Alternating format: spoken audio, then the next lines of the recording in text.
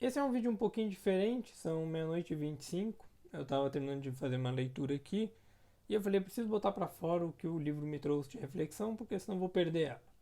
E como todo bom canal, isso aqui é meio que um vlog, meio aula, é uma coisa mais para mim do que para o público em si, sinto muito por vocês, mas é para ser honesto, né? Então qualquer ideia, eu estava lendo aqui, era sobre questões de problemática, ou seja, por que nós problematizamos demais. E ele traz alguns trechos que eu vou ler bem simplesinhos, que é: a realidade consiste apenas em dados que interpretamos. Isso é um ponto muito importante a gente entender. Porque a realidade nada mais é do que isso. Eu tenho uma carteira aqui e essa carteira é um dado. Agora, o que essa carteira simboliza? Porque esta carteira deste jeito são interpretações, são dados interpretados com base nas nossas crenças. E vocês vão entender onde eu vou chegar, ok? E ele continua: as coisas são o que são, desprovidas de significado até lhe atribuirmos um. Isso quer dizer que as coisas são apenas coisas, aquela ideia do charuto é só um charuto, e nada mais do que aquilo.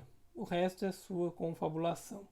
E ele traz bem no comecinho do capítulo que é: só que a realidade é mais complexa do que isso. Um problema nunca é apenas uma coisa. Por definição, ele consiste em duas coisas: uma ideia ou um desejo de como a realidade deveria ser e uma percepção da realidade que está em conflito com essa ideia ou desejo.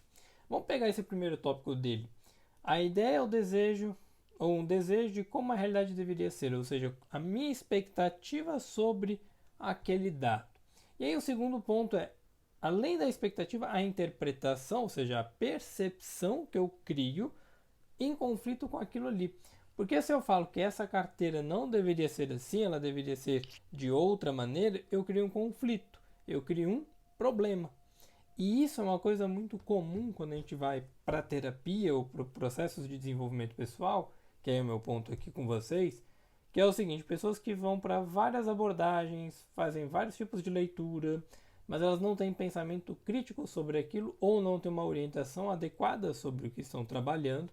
E aí você tem abordagens teóricas, visões de mundo, às vezes até antagônicas, às vezes podem ser complementares, mas muitas vezes são antagônicas, que o cara fala assim: ah, mas eu já fui na abordagem tal, já fui no fulano tal, e aquilo me falou isso, o outro me falou tal.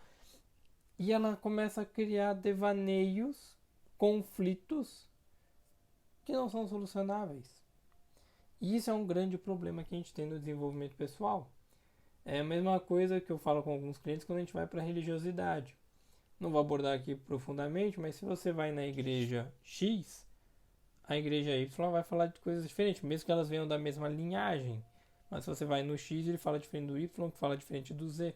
Se eu pego uma igreja evangélica, né, ela tem várias associações e dimensões ali. Cada pastor, cada padre dentro da igreja católica vai falar uma coisa um pouquinho diferente do outro, porque a gente está falando de uma subjetividade, ou seja, uma capacidade subjetiva de perceber as coisas ao nosso redor, de criar, confabular, interpretar dados. E este é o problema da problematização em si. Quando eu estou no processo de buscar problemas e achar essas soluções para esses problemas, ela precisa ser bem construída, bem delimitada. Porque senão qual que é o problema? Eu começo a ter muita confabulação. Eu começo a ter muitas ideias ao mesmo tempo. E aí, só um parênteses, quando você vai para uma abordagem que tem técnicas regressivas, por exemplo, o pessoal que usa muito hipnose, não, porque a gente vai trabalhar na causa. Existe toda uma narrativa que a gente chama de pré-talk, né, uma pré-conversa, que é para construir com o cliente toda a narrativa do processo de que, olha, a gente vai revisitar algumas memórias, vai trabalhar na causa, na raiz do problema, como se problemas fossem unilaterais nesse sentido, e aí ele constrói aquela narrativa toda para que a pessoa, quando ela entra naquele processo de transe, né, aquele processo meditativo, imaginativo e tal, ela já vai suscetível à ideia de que existe uma causa e que ela vai revisitar aquela causa, vai trabalhar na causa e vai resolver todo o problema. Isso é muito comum em algumas terapias. Se eu vou sentar com você e eu vou fazer um realinhamento do seu chakra, a mesma coisa acontece. E isso você sempre terá em todas as terapias, todas as abordagens, uma pré-conversa para delimitar o tipo de informação que você pode interpretar ou não, o tipo de dados. E ele traz um negócio que é bem interessante. Em se tratando de problemas, a questão na verdade é bem simples. Existem apenas dois tipos: quando falta algo que achamos que deveria estar aqui, ou quando há algo que achamos que não deveria estar. E é isso. E quando ele traz essa fala, é justamente esse é o ponto. A gente problematiza colocando mais coisas, né? Uma espécie de reforço, vamos dizer assim, onde eu coloco coisas ou retiro coisas. Se eu estou colocando ideias, eu estou reforçando uma problematização muitas vezes. Porque eu olho para ela e falo assim, não, tem mais causas, tem mais problemas, tem mais raízes, eu preciso trabalhar todas elas, eu preciso fazer um monte de coisa.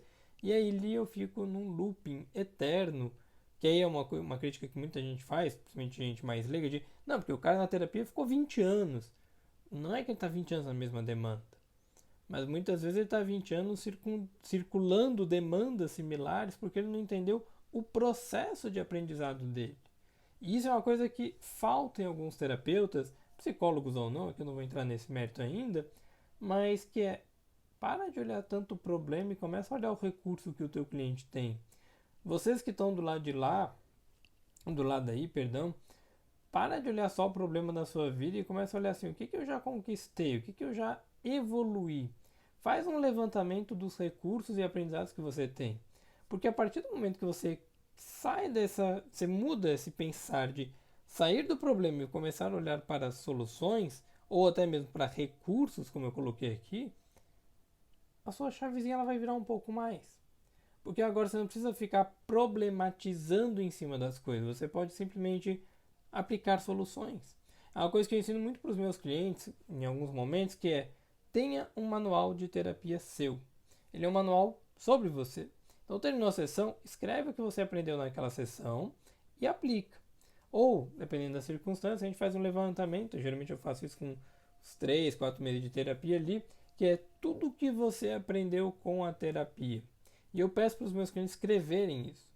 Quais foram os aprendizados, os ganhos obtidos com o processo ao longo deste tempo? Esse. Beleza. Como é que você pode aplicar isso de maneira mais fácil?